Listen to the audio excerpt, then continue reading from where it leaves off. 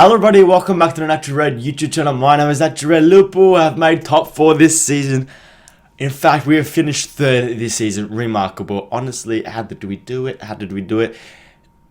After all that's happened this season for Liverpool, the adversity, the hard situations that they've been put under, the personal situations, the personal problems that so many players have had, the tragedies in their families, some people have had this season.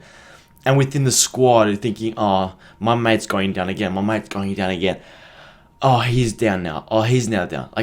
Even it's still to the last game of the season against Palace, 1-2-0. Williams did not train all week because he was injured. It doesn't fucking stop. He just is mad. Nat Phillips gets kicked in the head during the match. Rhys Williams hasn't trained all week. Also gets a head injury during the game. It just doesn't stop. And the amount of some people have had more tragedy than others, and some people have had to face hardships as well. But together they've come together as a squad. And hey, we're gonna get this top 4. We're gonna do it for the manager. We're gonna do it for Wijnaldum, and we're gonna do it for these type of people, yeah, for these human beings who've done so much for us. And to get 3rd position and to be only 2 points behind Man United, or something like that. What was it? 4 points. What did I finish? 4 or 5 points behind Man United. 17 points behind City. It's actually, you got to look at it as an achievement. Now, Liverpool have won titles, Champions League over the past 5 years. This is almost, sort of say, as good as that. In terms of proper achievement. How do I say? It's not an achievement, or it's sort of like a successful season in terms of that. We've had a hard season. We started the season so well. We were top of the league in December, smashed Palace 7-0. And that's when, without Van Dijk, Gomez, Matip was playing during that time, Henderson was still in the squad. But it's still growing. And then January, end of December, hit hard. Matip goes down. Alisson, Jürgen, unfortunately loses his mom. Alisson's father passes away as well, out of nothing. How do I say out of nothing? Without expecting him to pass away. That's what I'm trying to say. And then players going down injured. They buy 2 centre halves, January, Liverpool, and they both get injured. Henderson goes down. The club captain doesn't play for half a season. Fabinho goes back. He also gets injured a couple of weeks. And then February and a bit of March was just rough. Losing every home game. Dropping points every game. Losing, 6 in a row at home.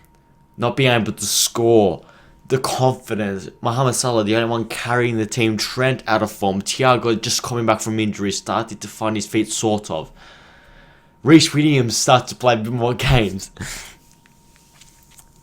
And then the Champions League with Leipzig. Nat Phillips becomes a hero. Thiago starts to play well. It's just remarkable. I can't believe it. Even 10 weeks ago, maybe 7-8 weeks ago, where we were in 7th position, 10 points behind top 4, something like that. And we've won, out of 30 points, we've won 27 points out of 30 or something like that. Because we had 2 draws that we should have won against Newcastle, and that they scored late, and against Leeds where they scored late. So we've been near perfect for about 2 months now. It's a successful season in my eyes. It is, because you have to objectively say, right, these things are happening to us. You have to change your expectations. Start of year, if we had December, we're flying, we're top of the league. City were nowhere near us. United were sort of half challenging. Tottenham with Mourinho was sort of half challenging, and both of them sort of fell away. Afterwards, City rose up. We fell away as well. And how the fuck we finished 3rd? This season for everyone, I can imagine for players getting COVID and injuries and personal tragedy. Like I said before, they're fuck this season. Like, even in the fans, like, not being able to attend the stadiums for the fans, like, fuck off. Like, I do not care. But, like, it's been so... It's... How do I say it? Like, agony watching football this season. Like, usually I'll get up to watch... And this is not Liverpool games. Obviously, I try and watch every Liverpool game. But I didn't watch that Palace game because I actually fell asleep. That's what happens when you have to wake up or trying to stay up for 2 a.m. matches. And after working all day. Sometimes you have to... Yeah. Usually, I try. But I'll unexpectedly miss 1 or 2 a season. And usually I'll wake up to watch City versus Chelsea, for example, in the league, or Man United versus Man City, a derby, or I don't know, Tottenham Arsenal, for example. And I haven't really cared. Even the Champions League, the Champions League semi-finals, 5 a.m. from Melbourne time, is actually pretty good. And like, I don't give a shit because there's no fans. They've been playing in fucking training grounds all season, like especially in Europe. Fuck off. Like most, like Real Madrid, Juventus. I don't know. I haven't watched Barcelona all season because I couldn't really care less. I'll be honest with you. But because I've watched Real Madrid and Juventus, right? I follow Juventus as well. They've been playing in training games, like what are you doing? Like, I know you probably have to pay rent to play for the stadium, but isn't it theirs? I'm glad the Premier League clubs have played in their own stadiums because it's made a little bit better with, banners and all that. But the fans came in for the last 2 weeks of the season, and it's so much better. Like, it's so like. Fuck me. The players know it. Like, Sadio Mane struggled all season. Sorry, my mouth. And gets a brace against Palace. And look, they aren't great goals. One from a corner, sort of, messy. The second one deflected. But he was... Sadio Mane, for the couple times, he hasn't done it for like 6 months. I don't know why. He's been out of form, out of confidence. But he's sort of like... He uses the fans' energy, uses the fans' voice, and he was skidding people on that left-hand side. That moment where he dropped the shoulder, the right back pressed him, and he turned him, and like last season, and maybe like the start of this season, and the season before, he used to do that 2-3 times a game, and the defenders will be like into the second half, you'll be like, fuck me again, struggling to breathe because you've got to trace up Sadio Mane because he's always on his toes and unpredictable. Not even Sadio Mane knows what he's doing half of the time. He's just in the moment, like oh fuck, all right, I'll do this. And at times he's doing step overs and beating a man on the shoulder. And I don't know if it's just a psychological. I don't know if he had himself carrying a small injury, like a small knock. We don't know. But the fans certainly helped him today. And he gets a brace. Salah looked fucking electric. Like, some of the touches, the ball at the top from Mane and I don't know who else played the ball at the top. And Salah just, on his right foot, just takes a torch. And, the ball went fucking 20 meters up in the air and he still managed to...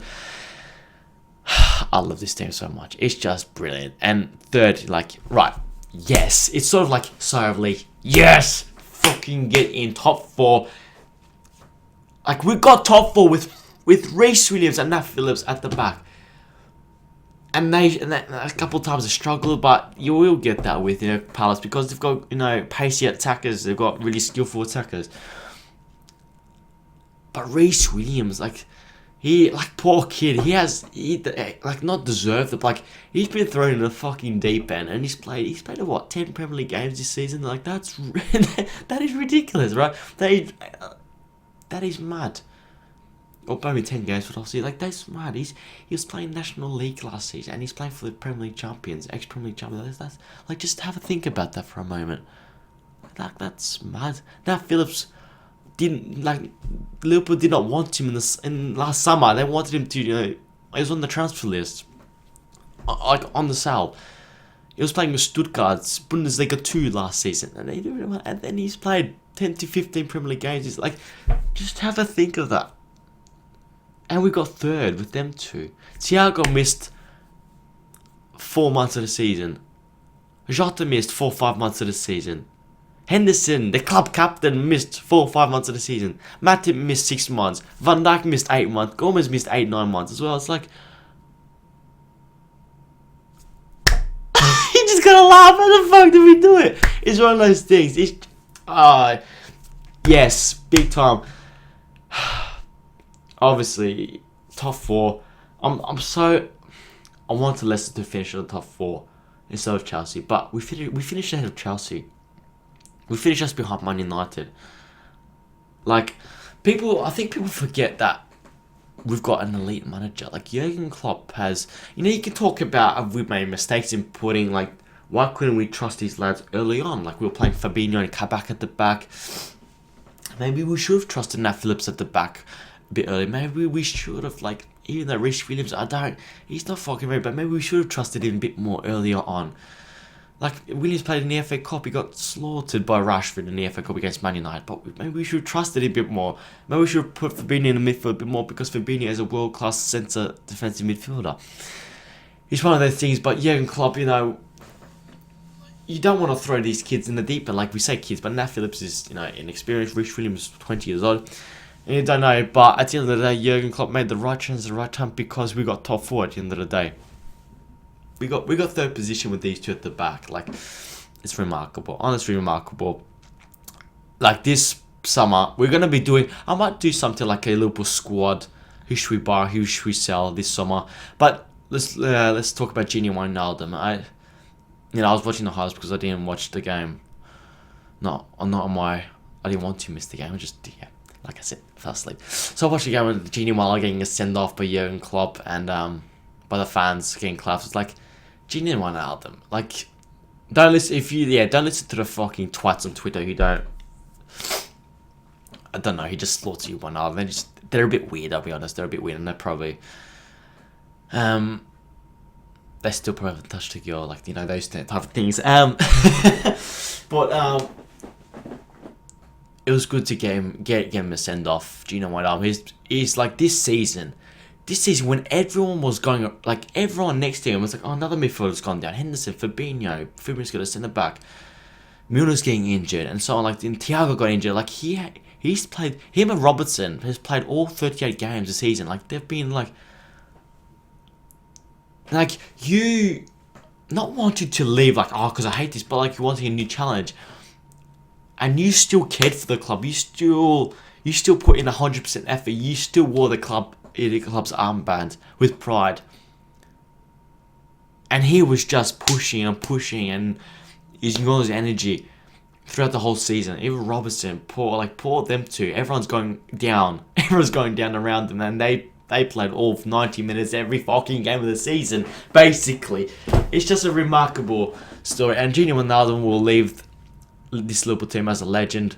Start of Jurgen Klopp's, basically. First time under Jurgen, they bought him off Newcastle, ex-winger. He turned him into basically a Liverpool centre midfielder, Premier League legend. Not Premier League legend, but Liverpool legend in my eyes. Won the Champions League, Premier League. And just an all-round 7 out of 10 performer who put his time and effort and gave it his all. And we're gonna miss him more than we think. And don't listen to those twats on Twitter, because they're a bit weird. It's good to give him a send-off. And let's look to next season.